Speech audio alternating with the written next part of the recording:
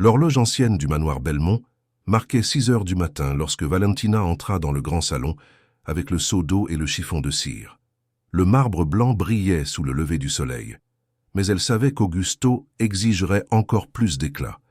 3 années à travailler là lui avaient appris la différence entre propre et parfait, et pour Augusto Belmont, tout devait être parfait. L'homme qui avait érigé la moitié des gratte-ciel de la ville n'admettait aucune imperfection, pas même dans la poussière. Pendant qu'elle travaillait en silence, les premiers pas résonnèrent dans l'escalier. Augusto descendait en ajustant son costume sombre, le téléphone collé à l'oreille, l'expression tendue. « Je n'accepte pas d'excuses, Leonardo. Je veux le contrat signé avant la fête de samedi. Cette négociation définit le prochain trimestre. » Il raccrocha et respira profondément, remarquant Valentina agenouillée au sol. « Tu es encore là ? » « J'ai presque fini, monsieur. »« Presque ne suffit pas. J'ai besoin que tout soit impeccable pour samedi. Ce sera la soirée la plus importante de l'entreprise. » Valentina garda les yeux baissés. Elle savait qu'une mauvaise réponse pourrait lui coûter son emploi. Augusto l'observa un instant et, pour une raison quelconque, sourit. « Au fait, Valentina, peut-être que tu peux m'aider d'une autre manière. » Elle se leva, essuyant ses mains sur son tablier. « En quoi puis-je vous aider, monsieur ? » « J'ai un plan. Une petite démonstration de la façon dont certaines personnes devraient comprendre leurs limites. » Il marchait dans le salon en parlant, comme s'il savourait sa propre idée. « Samedi, c'est le bal annuel de Belmont Holdings. Des gens importants, des investisseurs, des politiciens. Je veux créer un impact. » Valentina hocha la tête, sans savoir ce qui l'attendait. « Tu viendras à la fête, » annonça-t-il finalement. « Quoi ? Tu viendras en tant qu'invité. Je veux montrer qu'ici, même les humbles ont l'opportunité de participer à la grandeur ou de se ridiculiser en essayant. » Son ton trahissait sa véritable intention. Ce n'était pas un geste de générosité, c'était un spectacle cruel. Valentina sentit son visage s'échauffer, mais elle garda son calme. « Comme vous voulez, monsieur. »« Parfait. Je te fournirai une robe. Quelque chose de simple, je ne veux pas d'excès. Et tâche d'apprendre quelques bonnes manières d'ici samedi. Je suis sûr que mes invités s'amuseront. » Quand il partit, le manoir plongea dans le silence. Valentina respira profondément. À l'intérieur, un mélange de colère et de détermination grandissait comme un feu contenu. Augusto Belmont croyait tendre un piège, mais sans le savoir, il lui avait donné une chance. La chance de reprendre ce que le destin lui avait arraché. Cette nuit-là, seule dans la petite chambre à l'arrière, elle ouvrit la vieille boîte cachée sous le lit. À l'intérieur, il y avait peu d'objets.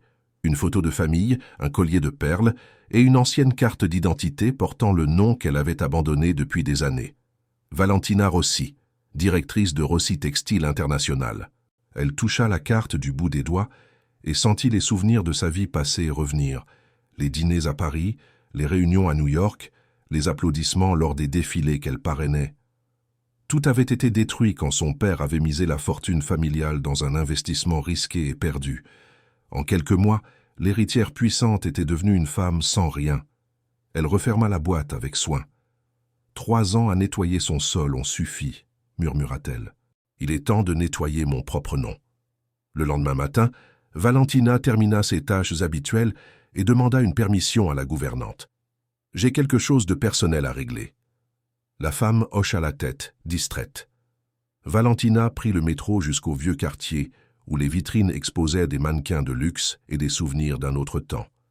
Elle s'arrêta devant une boutique avec une enseigne usée, Atelier Marchette. Elle poussa la porte et fut accueillie par l'odeur familière de tissu neuf et de café frais.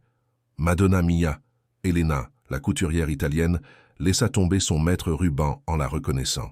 « Valentina Rossi, j'ai cru que le monde t'avait englouti. »« Presque, Elena. »« Entre, ma chère, raconte-moi tout. » Valentina expliqua brièvement. Quand elle eut fini, Elena croisa les bras.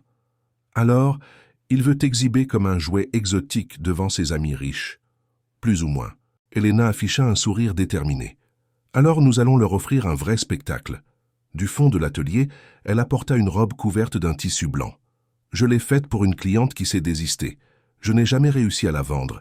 Elle semblait attendre quelqu'un. » Elle retira la housse et révéla un modèle bleu saphir, à la coupe élégante et au tissu fluide qui semblait capturer la lumière. « Helena, c'est trop beau. C'est pour toi. » Mais promets-moi que tu le porteras non pas pour la vengeance, mais pour te rappeler qui tu es. » Valentina passa les doigts sur le tissu, sentant la force renaître en elle. « Je te le promets. » Le vendredi, jour de la fête, le manoir était en effervescence. Des camions déchargèrent des fleurs, des serveurs répétaient leurs postures, des musiciens accordaient leurs instruments. Augusto vérifiait tout personnellement, impatient. « Rien ne doit mal tourner ce soir », répétait-il à chaque employé. « Cette nuit scellera des contrats internationaux. » Valentina termina son travail dans le salon et monta dans sa chambre. Elle ouvrit la boîte, sortit le collier de perles, la robe bleue et se regarda dans le miroir. Pendant un instant, elle ne vit pas la femme de ménage fatiguée, mais la femme qui avait un jour dominé les manchettes. Elle attacha ses cheveux en un chignon classique, appliqua un rouge à lèvres discret et respira profondément. À 8 heures précises, les voitures de luxe commencèrent à se garer devant le manoir. Le bruit des flashs des photographes résonnait à l'entrée. À l'intérieur, les verres tintaient et les rires résonnaient sous le lustre de cristal. Augusto circulait satisfait parmi les invités. « Messieurs, attendez, j'ai une surprise spéciale pour ce soir, » annonça-t-il. Puis les murmures commencèrent. Les regards se tournèrent vers l'escalier. Valentina descendait pas à pas, la robe bleue scintillant sous la lumière. Tout le salon se tut. Le visage d'Augusto pâlit. Ce n'était pas ce qu'il avait imaginé. Il s'attendait à une employée maladroite, mais il voyait une femme à la posture impeccable, au regard ferme et à la présence magnétique. « Bonsoir, monsieur Belmont », dit-elle avec un léger sourire. « Merci pour l'invitation. » Les invités commencèrent à chuchoter. L'un d'eux, Roberto Castellano, s'approcha avec une expression incrédule. « Valentina Rossi, ce n'est pas possible !» Augusto se tourna brusquement. « Comment avez-vous dit ?»« Rossi, l'héritière de Rossi Textile. Nous avons étudié ensemble à Milan. » Le nom se répandit dans le salon comme une étincelle dans de la poudre. Valentina Rossi. Certains invités se souvenaient d'anciens événements, d'autres seulement du nom légendaire. Soudain, tout le monde voulait lui parler. Augusto resta immobile, observant sa femme de ménage, dominer l'espace avec une aisance qu'il n'aurait jamais eue. Elle conversait avec des diplomates en français, échangeait des mots en italien, discutait d'art et d'économie avec l'élite. Chaque geste, chaque sourire était une leçon d'élégance. Pendant le dîner, elle fut placée à la table principale, à côté du ministre et de l'épouse d'un ambassadeur. Augusto, tendu, observait de loin. L'un de ses investisseurs murmura « Vous avez de la chance d'avoir quelqu'un comme elle dans votre équipe. »« Oui, beaucoup de chance, » répondit-il entre ses dents. La fête avança. Entre deux verres, Valentina partagea des histoires de voyages, de projets philanthropiques et de souvenirs discrets d'un passé qui semblait désormais un mythe. Quand Augusto finit par s'approcher, le masque d'arrogance était tombé. « Valentina, j'ai besoin de te parler. »« Bien sûr, monsieur Belmont. »« Tiens, s'il te plaît, appelle-moi Augusto. » Ils s'écartèrent dans un coin. « Pourquoi ne m'as-tu jamais dit qui tu étais ? » ?»« Parce que tu ne l'as jamais demandé. » Il détourna le regard. « J'ai été un idiot. Tu as été prévisible. » Elle tint son verre et le regarda dans les yeux. « Tu m'as invité pour m'humilier, mais tu m'as rappelé qui je suis. Alors, merci. » Avant qu'il ne réponde, Roberto s'approcha. « Valentina, nous discutons d'un projet d'investissement durable. Nous avons besoin de quelqu'un avec ton expérience. Voudrais-tu diriger la proposition ?» Augusto écarquilla les yeux. « Elle travaille pour moi », tenta-t-il d'argumenter. Valentina sourit. Elle travaillait.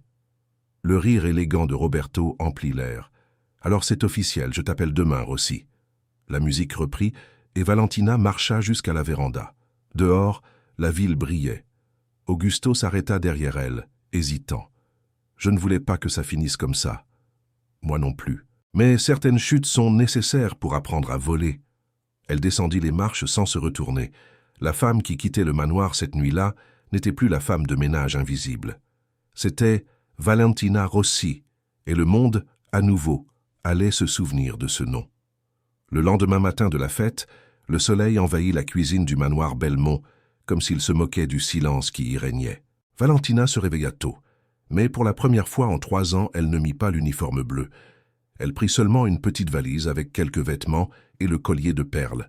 En descendant les escaliers, Elle trouva Augusto assis à la table, encore en costume de la veille, le regard perdu dans le vide.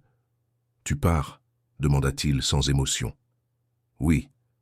Mon temps ici est fini. »« Et où vas-tu ?»« Là où j'aurais toujours dû être, de retour à mon propre destin. » Elle marcha jusqu'à la porte, mais Augusto se leva soudainement. « Valentina, attends. » Elle se tourna lentement. « Hier, quand j'ai vu tout le monde te regarder, j'ai réalisé à quel point j'avais tort. J'ai passé ma vie à essayer de m'entourer de pouvoir, alors que le vrai pouvoir était là tout le temps. Tu m'as fait voir ce qu'est la véritable grandeur. » Valentina respira profondément. « Augusto, la grandeur ne réside pas dans ce que nous avons, mais dans ce que nous inspirons. Tu peux encore devenir un homme meilleur. Il te suffit d'apprendre à regarder au-delà du miroir. » Elle partit sans se retourner. Dehors, l'air frais du matin semblait promettre un renouveau. Elle marcha jusqu'à l'arrêt de taxi, la robe bleue soigneusement rangée dans la valise. Le chauffeur demanda la destination. « Centre-ville, s'il vous plaît, et arrêtez-vous rue Firenze. » Le taxi traversa des avenues animées jusqu'à s'arrêter devant un immeuble ancien, où l'enseigne métallique indiquait Castellano Investimentos. Roberto l'attendait à la réception. « Valentina, content que tu sois venue. Tu as dit que tu voulais parler d'un projet. Plus que ça.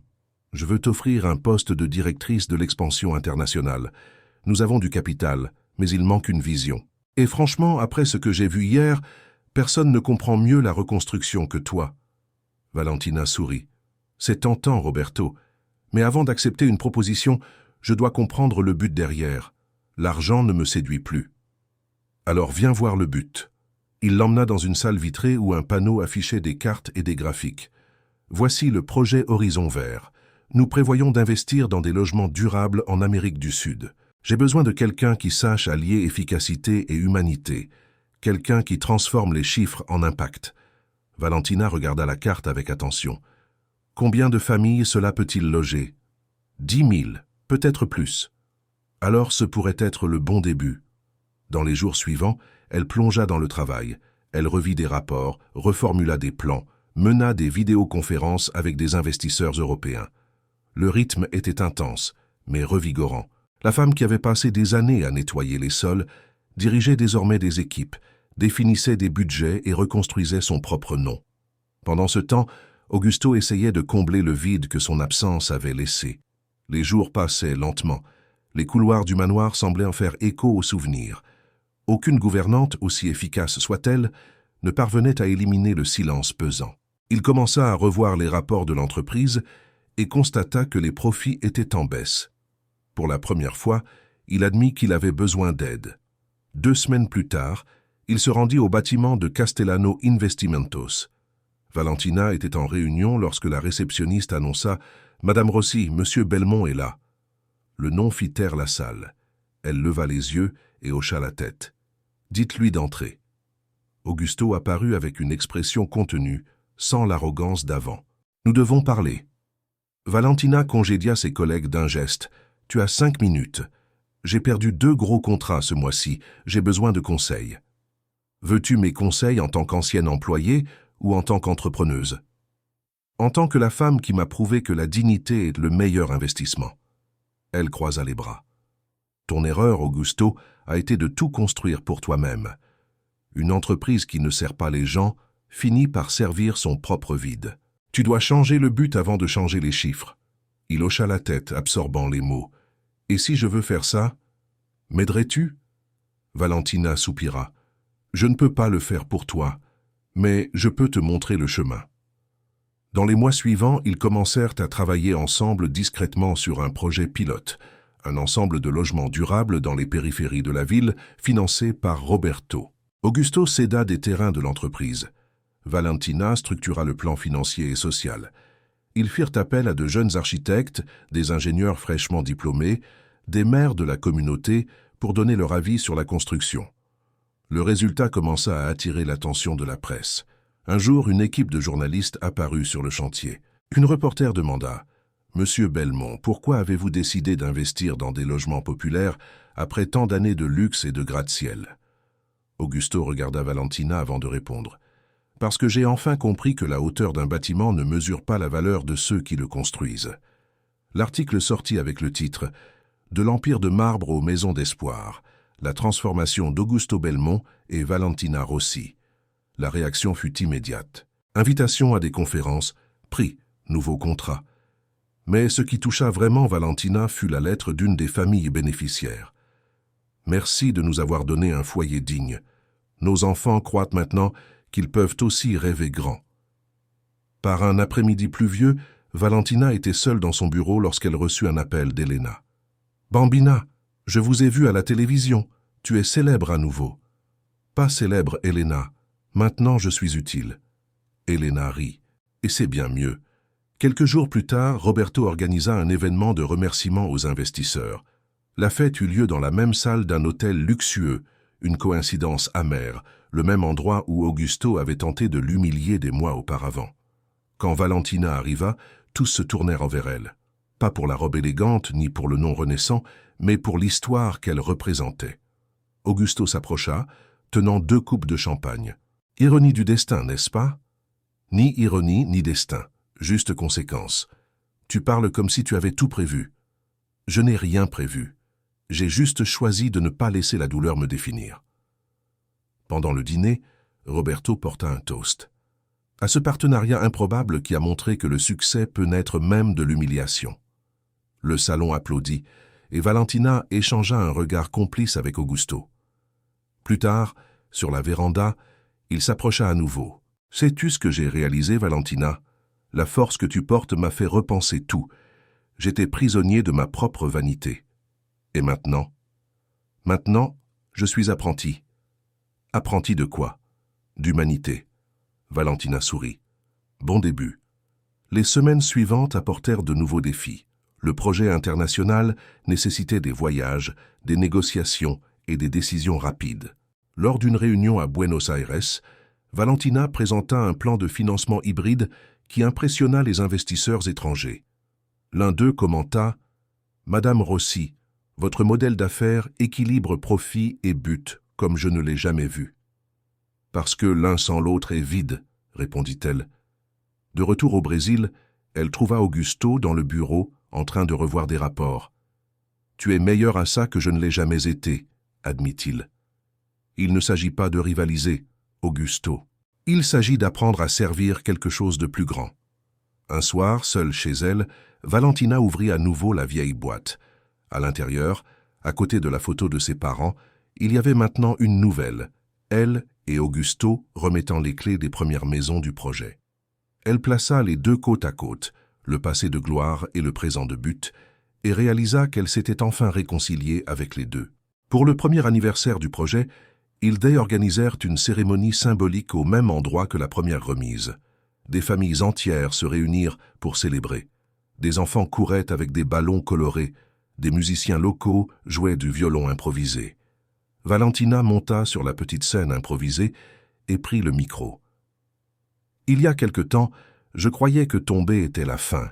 Aujourd'hui, je sais que c'est le début de quelque chose de plus grand. Quand j'ai tout perdu, je pensais avoir cessé d'être qui j'étais.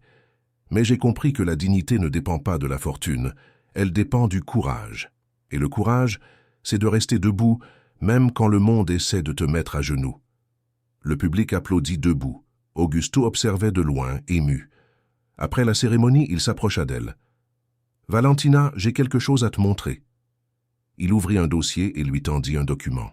En haut, on lisait « Belmont & Rossi, construction humanisée. » « Tu l'as enregistré? »« Oui, nous sommes officiellement associés. » Elle le regarda, surprise. « Je pensais que tu voulais continuer seul. »« Je le voulais, jusqu'à ce que je réalise qu'il n'y a pas de victoire dans la solitude. » Elle signa le document sur place, avec des larmes discrètes dans les yeux.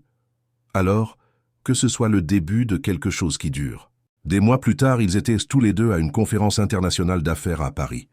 Sur scène, Valentina parlait à des centaines d'entrepreneurs d'éthique d'entreprise et de reconstruction. Quand elle finit, l'auditoire entier se leva pour applaudir. Un reporter demanda « Madame Rossi, quel est le secret de votre succès ?» Elle répondit avec sérénité « Ne sous-estimez jamais ceux qui restent silencieux. Parfois, c'est là que naît la force qui transforme le monde. » De retour à l'hôtel, Augusto plaisanta. « On dirait que c'est toi qui donnes les leçons maintenant. Et toi qui apprends vite. » « J'ai appris avec la meilleure. Cette nuit-là, en regardant la tour Eiffel illuminée, Valentina réalisa qu'elle avait enfin trouvé la paix. Le passé ne faisait plus mal, l'avenir ne faisait plus peur. À ses côtés, un homme transformé, et devant elle, un horizon infini. La femme qui avait un jour été humiliée lors d'une soirée de gala était maintenant l'invitée d'honneur de son propre destin. Et cette fois, plus personne ne doutait de qui elle était.